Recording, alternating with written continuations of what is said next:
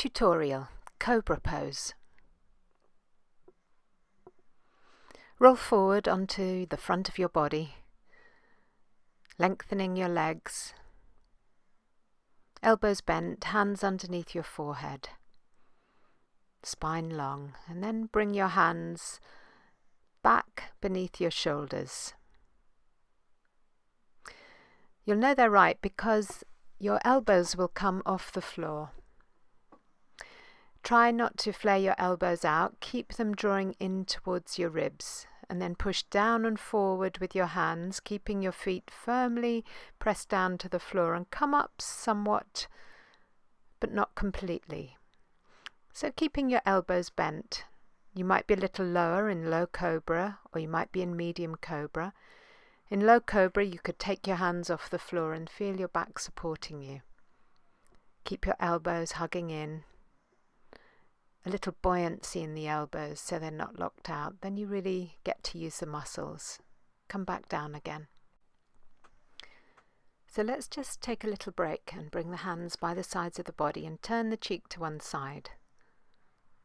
We'll do it again, but just rest for a moment. Okay, hands underneath the shoulders.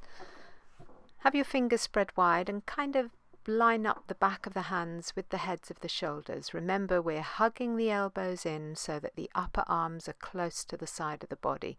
You don't want them flaring out like this. It's not very nice for the shoulders or the neck. And try not to let the head sit back on the shoulders.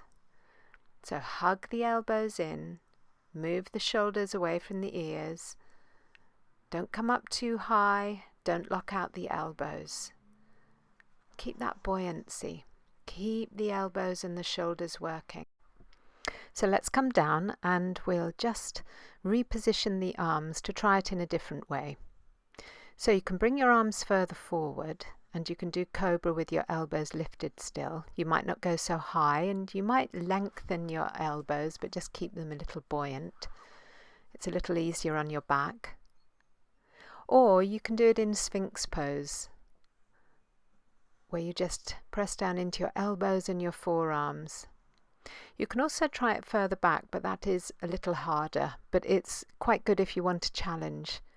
So more or less the usual place is to have your hands underneath your shoulders and lengthen up. Remember not to drop your head back onto your shoulders. Keep your elbows soft and buoyant. Keep the back of your neck long. And you'll really feel it in the back of your arms. Let's just turn the head to one side and relax again. You might want to turn your wrists and wriggle your fingers if they're feeling a little gnarly. Then let's come back into child's pose, especially good if you feel your back's a little gnarly. You could bring one hand on top of the other. And take a breath or two there. And when you're done, just come up to kneeling. Nice long spine. And I'll see you next time.